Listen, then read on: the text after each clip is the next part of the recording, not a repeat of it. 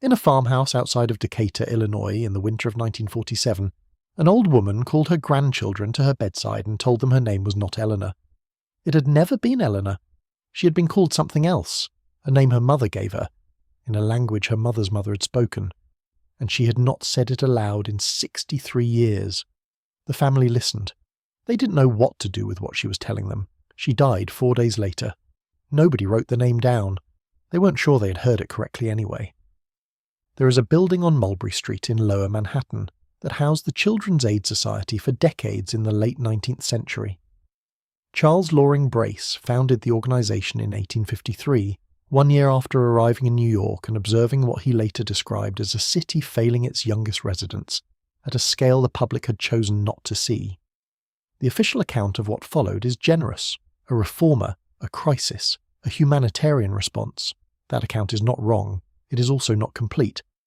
By Brace's own estimate, approximately 30,000 children were living on the streets of New York City in the 1850s, sleeping in doorways, working the docks, surviving by methods that respectable society preferred not to name.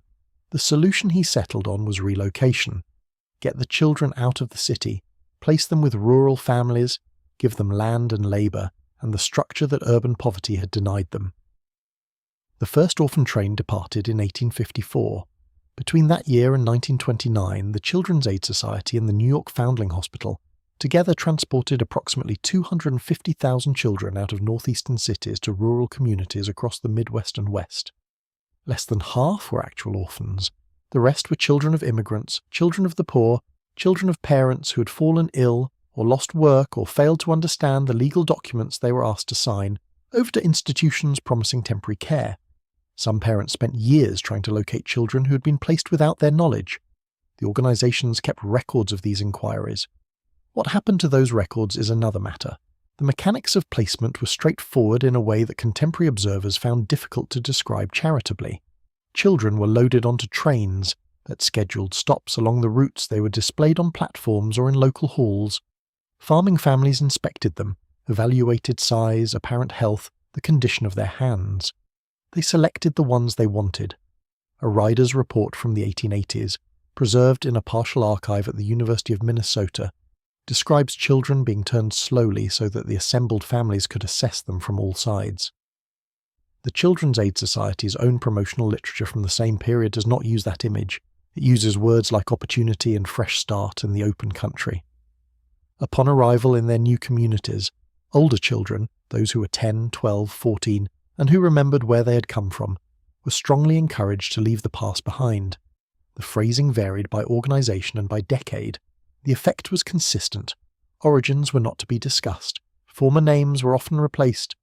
The institutional records that might have allowed a child to trace their own history were maintained, at best, carelessly. A woman named Agnes Holt, who rode one of the later trains in 1911 at the age of 7 and was placed with a family in rural Nebraska, told a WPA interviewer in 1938 that she had been told her last name was difficult and that her new family would give her a better one. She did not know what the original name had been. She had been 7. She assumed it had been foreign, possibly Eastern European. Because of certain sounds she dimly remembered her mother making. That was all she had. The WPA interviewer recorded it faithfully. The entry sits in the Library of Congress among the 2,900 surviving life histories, where it has been publicly available since the 1970s. Agnes Holt is not an unusual case. She is the documented version of what was, by all evidence, the standard experience for older children who arrived with memories intact and left with instructions to abandon them. The organisations kept spotty records. This was not an accident of the era. The same decades produced meticulous census records, detailed immigration manifests, exhaustive property surveys. The record-keeping failures were specific to the children, specific to their origins, specific to the information that would have allowed them, decades later, to answer the questions their grandchildren were going to ask. 250,000 children, 75 years of departures, and at the end of it, a generation of Americans who could not tell their own families where they had come from. Not because they were hiding anything, but because the institutions had decided one blank column at a time that the answers were not worth preserving. Here is what the organisations had every incentive to avoid documenting. A child placed successfully, working a farm, answering to a new name, attending a local church, generated goodwill, donor confidence, and continued funding. A child who ran away, who wrote letters to a mother in Brooklyn that went unanswered because the address had been recorded incorrectly, who appeared at a county courthouse at age 16 demanding her intake papers, that child generated complications. The Children's Aid Society's internal correspondence from the 1880s and 1890s, portions of which survive at the New York Public Library, shows an organisation acutely aware of its public reputation and considerably less concerned with the accuracy of its placement records. Field agents were instructed to report successful outcomes. The definition of success was left to the agent's judgment. The New York Foundling Hospital operated a parallel system with its own separate record structure. Founded in 1869 by the Sisters of Charity, it processed tens of thousands of children through the late 19th and early 20th centuries using a ledger format incompatible with the Children's Aid Society's own. The two organisations did not share records. A child transferred between systems, which happened, could emerge on the other side with an entirely new paper identity, the original records inaccessible to anyone who came looking later, including the child themselves. Consider what this meant for the older children. A 7-year-old placed in 1890 had limited memory and limited language to anchor what she recalled, but a 12-year-old, old enough to know her mother's full name, the street they had lived on, the parish where she had been baptised, carried information that directly contradicted the new identity being constructed around her. Those children were not simply encouraged to forget. They were actively discouraged from speaking about the past, in some documented cases by families who found the questions disruptive, in others by the agents and clergy who supervised the placements and understood that a child asking questions about her origins was a child who might eventually want to go back. They genuinely didn't know in the end, not by choice, by design. The Orphan Trains had been running for 17 years when, on the night of October 8, 1871, fires erupted simultaneously across 3 states: Chicago, Peshtigo, Holland, Manistee. The same evening, the same hours, consuming cities and forests in a single night that the official record describes as drought, lumber debris, and a cold front with high winds. Reasonable, except for the simultaneity, which has nagged researchers since 1883 and has never been fully resolved. The children on those trains had nothing to do with the fires, but the timing establishes something important: the systematic disconnection of 250,000 Americans from their own histories was already underway before the most destructive single night in 19th century America. The erasure did not begin with the fires. It was already running on schedule. The 1890 census, conducted 19 years after that night, recorded 62.9 million Americans in unprecedented detail: immigration status, naturalization, English proficiency, Civil War service. It was also, for the first time in a century of American census taking, stored without local backup copies. Every census from 1790 through 1880 had been duplicated in county courthouses and state archives. The 1890 census existed in one place, a basement in Washington. On January 10th, 1921, that basement caught fire. Approximately 25% of the records were destroyed outright. Another 50% suffered serious damage. The surviving portion was moved to a warehouse. For 12 years, nothing was done. Then, in December 1932, the chief clerk of the Bureau of the Census submitted a destruction list. The 1890 census was on it. Congress authorized destruction on February 21, 1933. Construction began on the National Archives building, the fireproof facility designed to prevent exactly this kind of loss.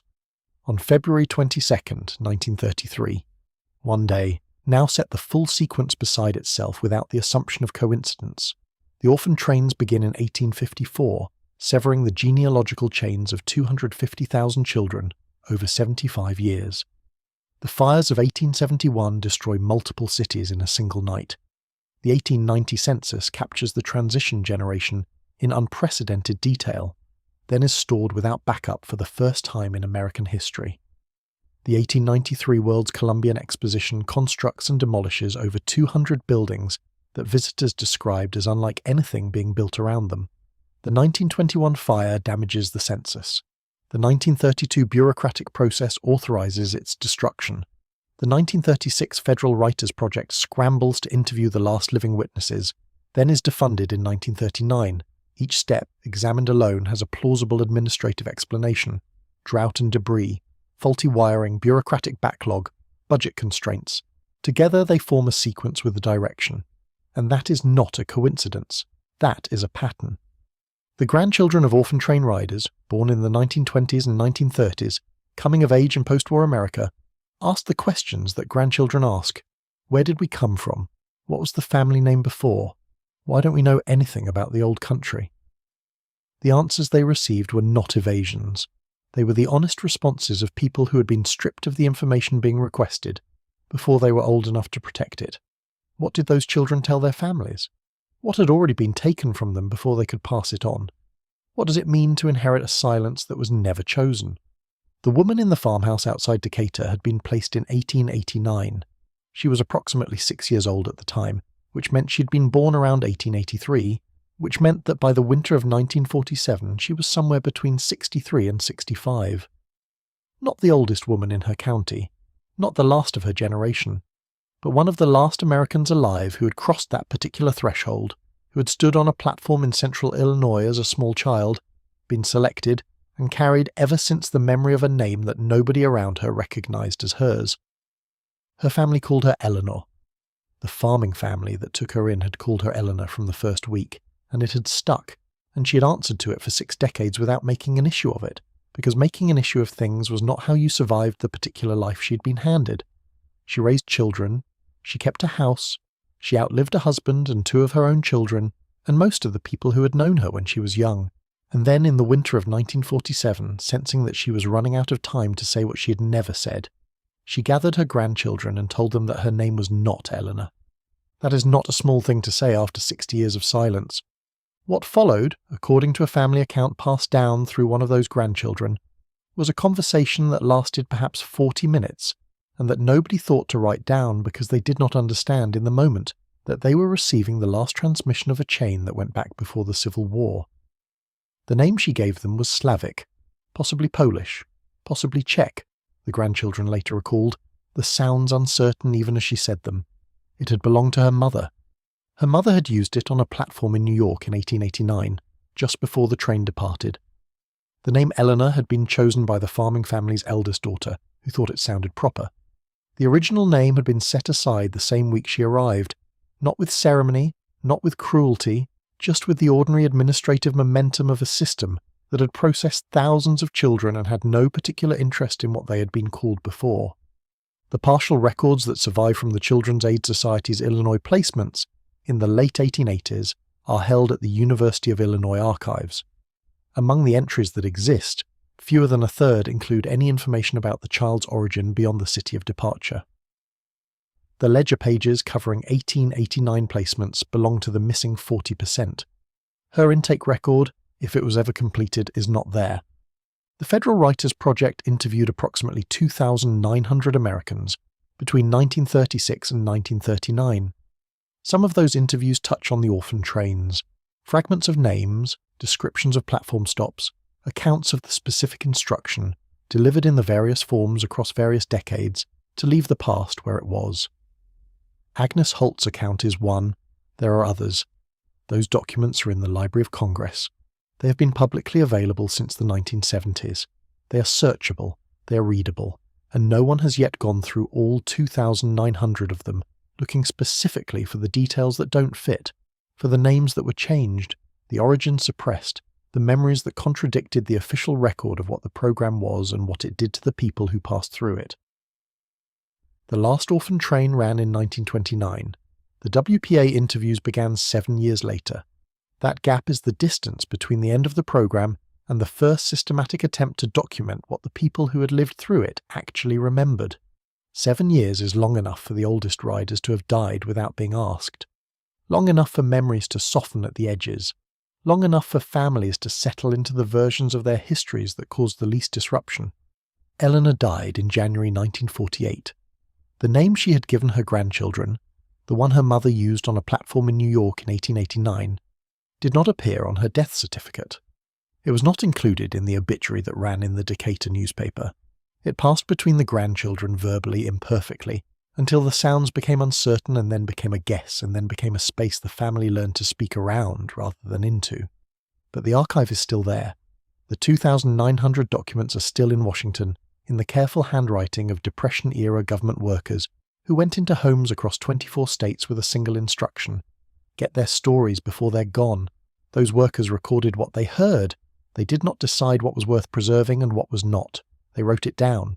And somewhere in those transcriptions, in the accounts of men and women who were children in the 1880s and 1890s, and who remembered things that the official record has never fully acknowledged, the names are waiting. Not lost, not gone. Waiting, the same way they have been waiting for decades, for someone willing to read what the last witnesses actually said, instead of what we have been told they should have remembered.